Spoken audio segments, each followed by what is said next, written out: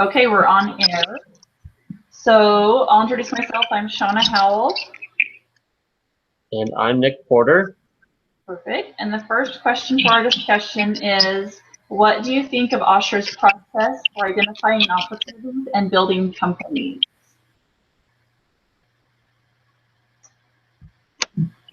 So how do you feel about that? My first thought as I read through and evaluated the case study was that Osher searched for needs. I mean, he got a bachelor's degree and then decided to go into plumbing and carpentry, and out of that, recognized a need in the energy market to make homes more energy efficient. And he just continued to do that with the kid toys, and then again with the spin brush. Yeah, I was very impressed with his natural ability starting at a young age to just see kind of market niches that could use either improvement or that there was a need for it, I guess, and be able to just grab that and run with it. The one thing I noticed was that he wasn't somebody who took an idea and ran with it for a long time. He seemed to be the kind of guy that likes to get the startup and sell and move on. Was his habit through most of his, that's kind of what I thought about during this case study. Yeah, it did seem like he flipped the companies pretty quickly, about 3 years or so on average. The second question is, who is John Osher, and how does he come up with ideas? John, when I thought about it, I thought John is just a funny, bored person. You know, the same person that you'd meet in class, and they are talking about stocks on one hand, but about, construction on the other. And the fact that, like I already mentioned, he had a thirst for knowledge. He finished college, then went and did 3 things that were completely different knowledge based, and kept bouncing. And then after his first company, it took 2 years, and I think it said he went and played on the beach. And then after that 2-year period, he got bored and had that thirst for knowledge come back and jumped into a completely different market and vertical. Yeah, I agree. I thought it was interesting that he got a degree in psychology and then all the different directions his life has taken him. I think, though, that psychology might be what helps him see the different needs in the market for so many different areas.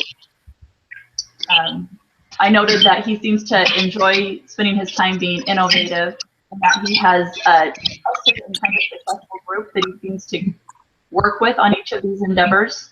You know, he hires specialists, but he also has some trusted colleagues that he can go to for these venture startups. I liked how it also, with that trusted colleagues, it sounded like he was willing to spend a lot more money to get somebody who was very overqualified. Sorry, you were cutting out. I didn't hear what you said. Oh, I was just agreeing with what you said, and then along with that, emphasizing the fact that he spent obsessive amounts of money to find people that were overqualified for the job. And one of his points in like the 16-point thing was to not hire extra people, hire the bare minimum and get the job done. Yeah, I found that interesting too, that his goal was to simplify in doing that. The third question is the spin brush a good idea? And how does John evaluate opportunities? And I would have to say that I think the spin brush is a good idea. Obviously, his success in it has proven that. How would you say that he evaluates these opportunities? I think he evaluates them just like with a few of the companies. I mean, it all goes back just to the need.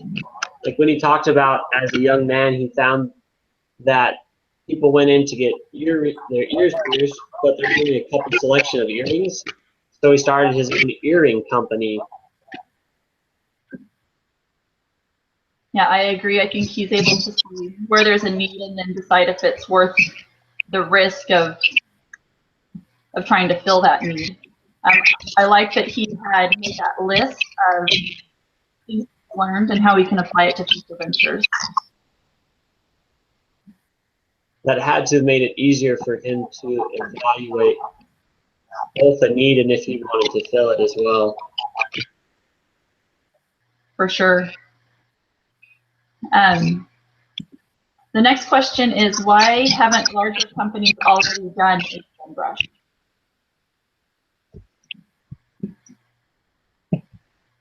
One of the things I noticed was that Procter & Gamble had said that they had been working on it for a couple of years without success.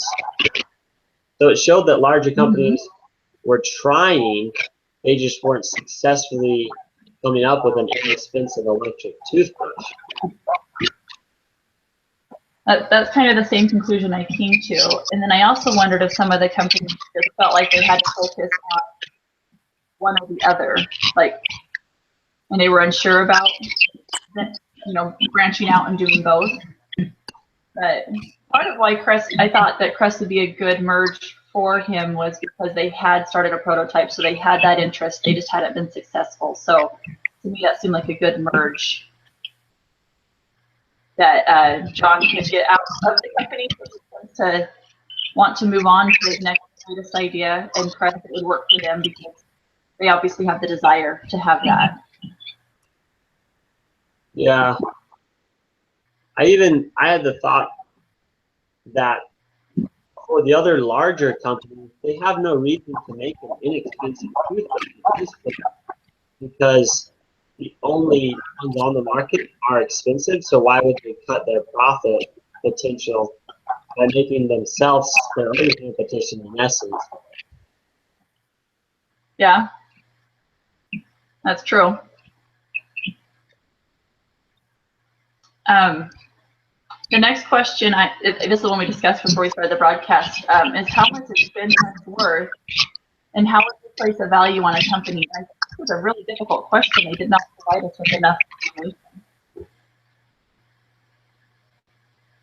Yeah, I don't know with that one. The way that I did it is I took into consideration their sales and how long they've been in the market.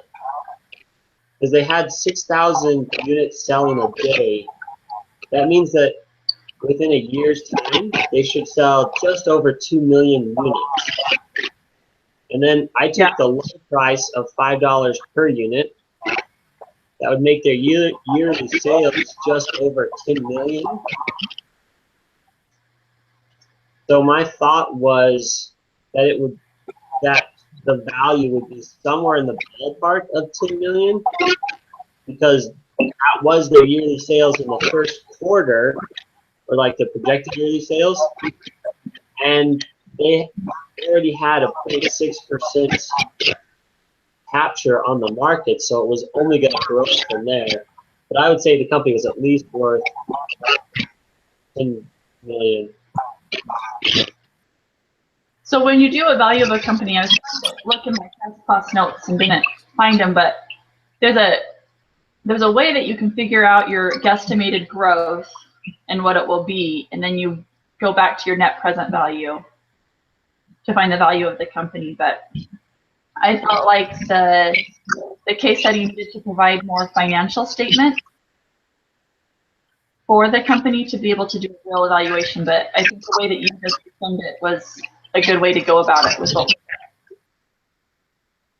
Yeah, the only I tried to find like a cash flow or anything, but the only thing I had that I could find was sales. So that's kind of what I went off of to evaluate the worth of the company. Yeah, it would have been nice. I was hoping to find in the case study, they gave the cost that it takes for your actual profit to use toothbrush. Yeah. Does it cost them $2 to build or $4 to build? What's their profit margin there? So the last question is, what should John do? Oh, not last question, sorry. what should John do?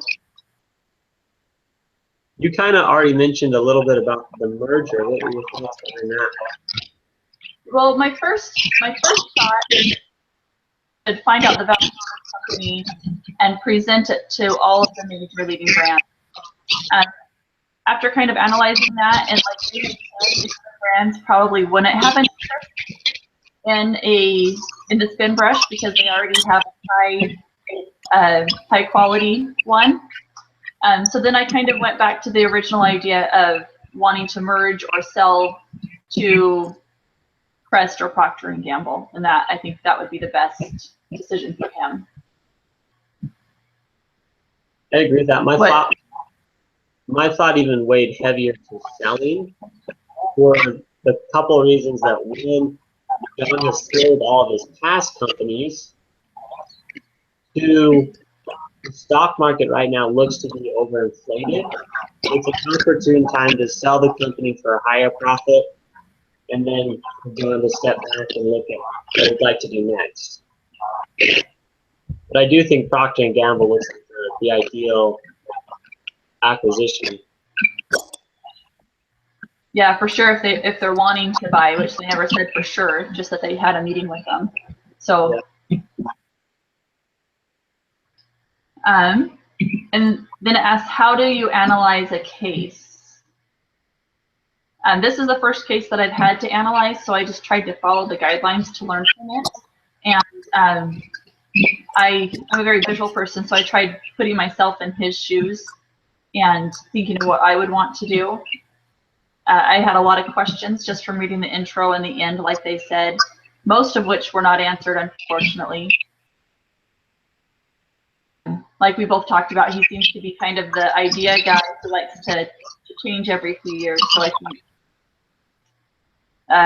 selling and being able to move on to his next idea is the way to go. How did you go about analyzing it? I went about it much in the same way, of just following their model. Read the beginning, the end, and then kind of came through the rest. Came up with my own questions, and then I also looked at the questions for this group meeting for the answers and like what my thoughts were concerning those. But yeah, a lot of my questions either didn't become answered or we just got new ones. Like when evaluating the self-worth of the company, they didn't have the information that I wanted to set the worth of the company. So the next question became, how can I do this? And have it be somewhat realistic and not just a shot in the dark kind of a thing. Yeah. So the last one was what questions have you learned to ask as an entrepreneur?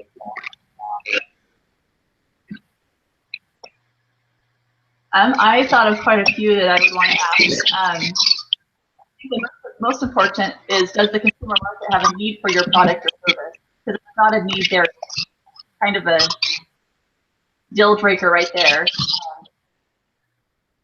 I also thought about, you need to ask, look at how big the market is for your product or service, what your startup costs will be, what your overhead and production costs will be, and is it a short-term or a long-term goal that you're hoping to achieve? What questions did you? I was just going to go along with yours. I like how throughout his little 16 pieces of advice talked about the importance of kind of having a plan and having a goal. And then my favorite point, he said, how can I better focus on profits?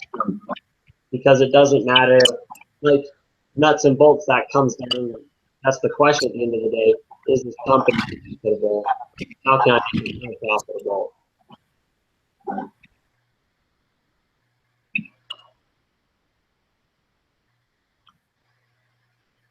All right. Sounds good. Is there anything else that you want to discuss before we end our broadcast? I don't think so. Let's, want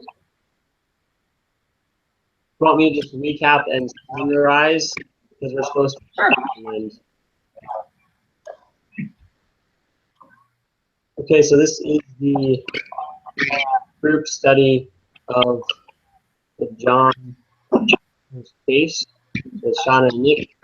We talked about how John Osher identifies opportunities, just in the case that he looks for needs and meets those needs all throughout his youth and then into his college life. That SpringBrush was a great idea. The company's success in that quarter, in the last quarter, showed that, and how well the company had done. We also talked about how to evaluate SpringBrush's worth.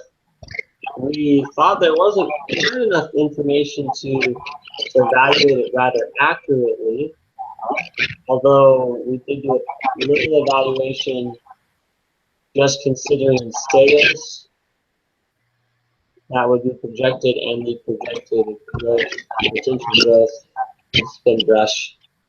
And our decision was that John should either try and merge or sell SpringBrush. That way he can focus on his next invention or idea, as John in the past had sold his startup companies about every 3 years.